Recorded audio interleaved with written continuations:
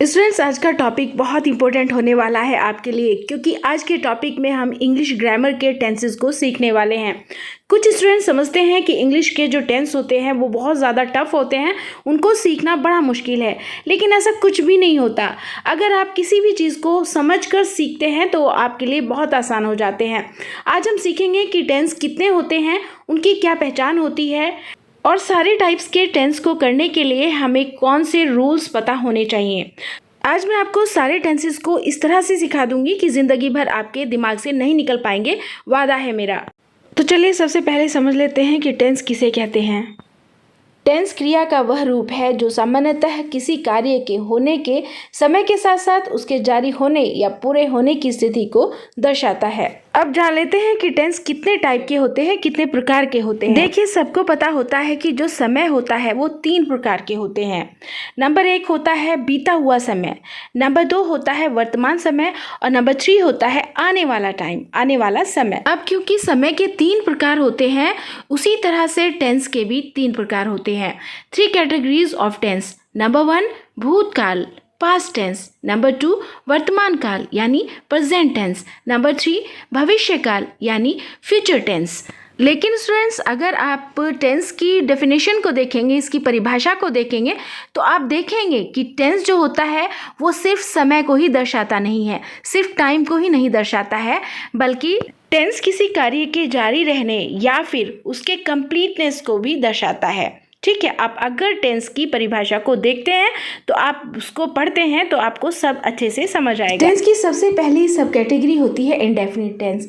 अगर ये past indefinite tense के साथ आती है तो पास्ट इंडेफिनिट टेंस, अगर प्रेजेंट इंडेफिनिट टेंस के साथ आती है तो प्रेजेंट इंडेफिनिट टेंस, और अगर फ्यूचर इंडेफिनिट टेंस के साथ आती है तो फ्यूचर इंडेफिनिट टेंस होता है। सबसे पहली सब कैटेगरी आती है इंडेफिनिट टेंस। सबसे पहले हम इंडेफिनिट टेंस को समझ लेते हैं। अब देखिए, जो इंडेफिनिट वर्ड है ये किसका ऑपोजिट होता है? डेफिनिट का ऑपोजिट होता है, उल्टा होता है। डेफिनिट का मीनिंग होता है निश्चित, मतलब पक्का। मतलब जब आप कोई पक्की बात कर रहे होते हैं, जैसे मैं यहाँ आऊँगा, तो ये बात तो पक्का है ना कि मैं यहाँ आऊँगा या आऊँगी। और बिल्कुल उसी का उल्टा है इंडेफिनिट। इंडेफिनिट का मतलब होता है अनिश्चित, मतलब जो निश्चित ना हो, जिसकी कोई डेट, कोई टाइम, बिल्कुल कुछ भी फिक्स ना हो, वो वाला। अब आप सोच रहे होंगे कि टेंस की इस कैटेगरी का नाम इंडेफिनिट टेंस ही क्यों है? क्योंकि इसके अंतर्गत ऐसे वाक्य आते हैं जिनसे हमें पता नहीं चलता कि काम अभी जारी है, कंटिन्यू है, या पूरा कंप्लीट हो चुका है, परफेक्ट तरीके से हो चुका है। इसका एक छोटा सा एग्जाम्पल मैं आपको देती हूँ। बहुत छोटा सा सेंटेंस है, जैसे मैं आम खाता हूँ या खाती हूँ, है ना? तो इसकी इंग्लिश क्या होगी? आई ईट मैंगो। अब देखिए, इस सेंटेंस को ध्यान से देखिए, इसमें सिर्फ ये पता चल रहा है कि मैं आम खाता हूँ या खाती हूँ।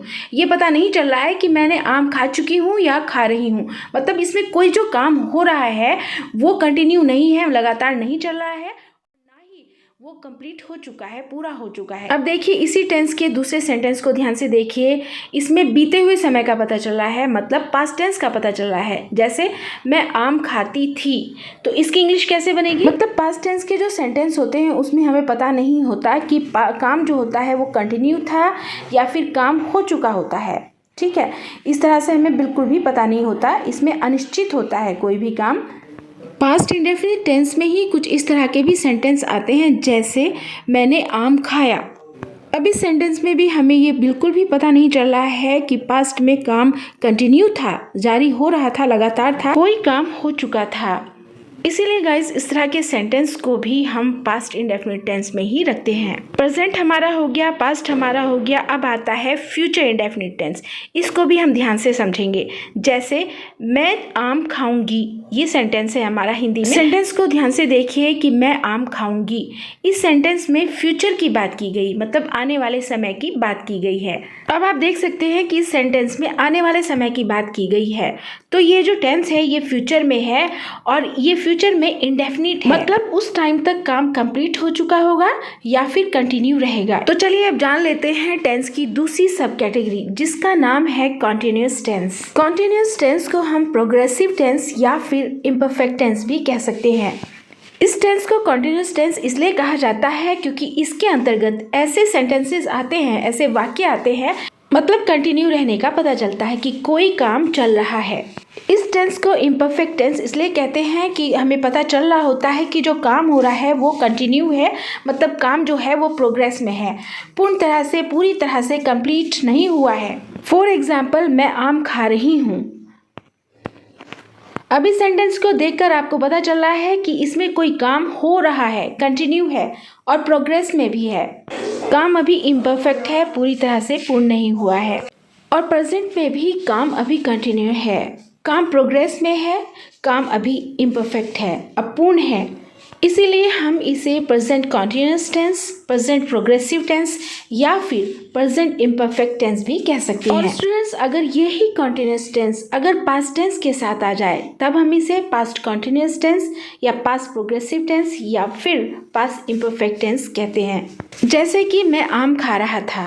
अब ध्यान दीजिए कि इस सेंटेंस में बीते हुए समय की बात की गई है, तो इससे पता चलता है कि ये जो टेंस है ये पास्ट कॉन्टिन्यूअस टेंस है, मतलब बीते हुए समय में कोई काम जारी है, कंटिन्यू है या फिर अपूर्ण है, इम्परफेक्ट है, तो इसीलिए हम इसे पास्ट कॉन्टिन्यूअस टेंस कहते हैं।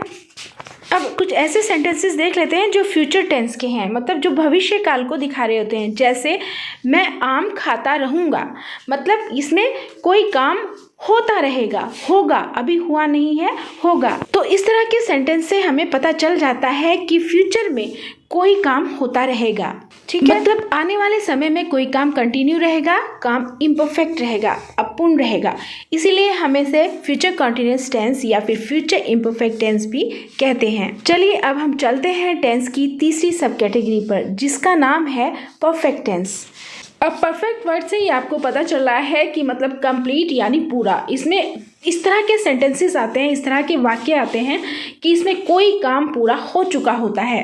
इस टेंस के अगर सेंटेंस ऐसे हों कि उसमें वर्तमान समय में प्रेजेंट में कोई काम पूरा हो चुका है तो उसे हम प्रेजेंट परफेक्ट टेंस कहते हैं। जैसे मैं खा चुकी हूँ, तो ये काम जो है ये प्रेजेंट में हो रहा है, तो इसीलिए हम इसे प्रेजेंट परफेक्ट टेंस कहेंगे। अगर बीते हुए समय में कोई काम पूरा हो चुका था तो इसे पास्ट परफेक्ट टेंस कहते हैं। और इसी तरह से अगर आने वाले समय में कोई काम पूरा हो चुका रहेगा तो उसे हम फ्यूचर परफेक्ट टेंस कहते हैं। जैसे मैं खा चुका रहूँगा, मतलब आने वाले टाइम में कोई किसी पर्टिकुलर टाइम पर कोई काम परफेक्ट हो चुका होगा, तो इसे हम फ्यूचर परफेक्ट टेंस कहते हैं। अब चलते हैं हम अपनी चौथी मतलब लास्ट सब कैटेगरी की तरफ, जिसका नाम है परफेक्ट कॉन्टिन्यूअस टेंस। इसको देखने से ही बहुत सारा कन्फ्यूजन सा दिमाग में आता है। ऐसा लगता है कि इसमें कोई काम परफेक्ट भी हो चुका है, पूरा भी हो चुका है और लगातार चल भी रहा है, तो फिर ये किस तरह का टेंस है। लेकिन घबराने की जरूरत नहीं है, इसे समझना भी बिल्कुल आसान है। अब देखिए, इसमें जो परफेक्ट वर्ड है इसमें आप कंफ्यूज ना हो, क्योंकि यहाँ परफेक्ट का मतलब काम से नहीं है, परफेक्ट का मतलब यहाँ पर टाइम से है, समय से है। मतलब इस टेंस के सेंटेंसेस से हमें ये पता चलता है कि काम किसी परफेक्ट यानी फिक्स समय से शुरू होकर अभी तक जारी है, कंटिन्यू है। जैसे वह सुबह से सो रहा है, 2 घंटों से बारिश हो रही है। अब इस सेंटेंस को आप देख सकते हैं कि जो पहला वाला सेंटेंस है वह सुबह से मतलब इसमें मॉर्निंग का टाइम बताया गया है, सुबह का टाइम बताया गया है। सो रहा है मतलब सो रहा है, कंटिन्यू चल रहा है, सुबह से सोने का काम जारी है, चल रहा है। दूसरा है 2 घंटों से बारिश हो रही है, इसमें भी यही पता चल रहा है, इसमें भी टाइम को दर्शाया गया है। इसीलिए इस तरह के सेंटेंसेस को हम प्रेजेंट परफेक्ट कॉन्टिन्यूअस टेंस में रखेंगे। और अगर यही काम पास्ट में हो रहा है, बीते समय में हो रहा है, तो उसे हम पास्ट परफेक्ट कॉन्टिन्यूअस टेंस कहते हैं। जैसे वह सुबह से सो रहा था, सुबह से सो रहा था, वही वाली बात है, टाइम बताया जा रहा है और कंटिन्यू यानी सोने का काम भी जारी चल रहा है। और अगर इसी तरह के सेंटेंस में आने वाले टाइम का पता चल रहा हो, अगर इस तरह के वाक्यों का प्रयोग हम आने वाले समय के लिए करेंगे तो उसे फिर हम फ्यूचर परफेक्ट कॉन्टिन्यूअस टेंस कहते हैं। कुछ स्टूडेंट्स होते हैं कि जो समझते हैं कि टेंस को बस रट्टा लगा लो और उन्हें इंग्लिश आ जाएगी, पूरी ग्रामर वो समझ लेंगे, लेकिन ये बिल्कुल गलत सोच है। इस तरह से टेंस कभी भी नहीं आते। इस तरह से आपने देखा कि टेंस की 3 कैटेगरीज होती हैं, पास्ट टेंस, प्रेजेंट टेंस और फ्यूचर टेंस, और इसकी 4 सब कैटेगरीज भी होती हैं, जैसे indefinite tense, continuous tense, perfect tense और परफेक्ट कॉन्टिन्यूअस टेंस। अब सोचने वाली बात यह है कि ये जो कैटेगरीज होती हैं ये 4 ही क्यों होती हैं, क्योंकि टेंस में टाइम के अलावा और 2 चीज़ें बहुत इंपॉर्टेंट होती हैं। पहली है कॉन्टिन्यूअस यानी जारी रहना, दूसरी है परफेक्टनेस यानी कंप्लीटनेस, पूर्ण हो जाना। अब जिस टेंस में कॉन्टिन्यूस यानी जारी रहना या फिर परफेक्टनेस, कंप्लीटनेस दोनों ही ना हो तो उस टेंस को हम इंडेफिनिट टेंस कहते हैं। और जिसमें सिर्फ कॉन्टिन्यूस हो यानी जारी रहना हो, कोई ऐसे सेंटेंस हो उसमें परफेक्टनेस ना हो, कंप्लीटनेस ना हो तो उसे हम कॉन्टिन्यूस टेंस कहते हैं। और जिसमें कॉन्टिन्यूस और परफेक्टनेस दोनों का मिक्सचर हो, मतलब कोई काम फिक्स टाइम से परफेक्ट तरीके से शुरू होकर अभी तक जारी है, उसको परफेक्ट कॉन्टिन्यूस टेंस कहते हैं। तो देखा आपने, हमने शॉर्ट करके कैसे इसको समझा है। इस तरह से टेंस की सारी सब कैटेगरीज और कैटेगरीज को मिलाकर हमें टोटल 12 टेंसेस मिलते हैं। तो स्टूडेंट्स मिलते हैं फिर नेक्स्ट वीडियो में। अगली वाली वीडियो में हम सीखेंगे कि ये जो 12 टेंस हैं इनके अलग अलग सेंटेंसेस कैसे बनते हैं। चैनल पर अगर आप पहली बार आए हैं तो चैनल को सब्सक्राइब कर दीजिए। वीडियो पसंद आई हो तो वीडियो को लाइक कीजिएगा और बेल आइकन को दबाना बिल्कुल ना भूलें, क्योंकि ऐसा करने से हमें मोटिवेशन मिलता है।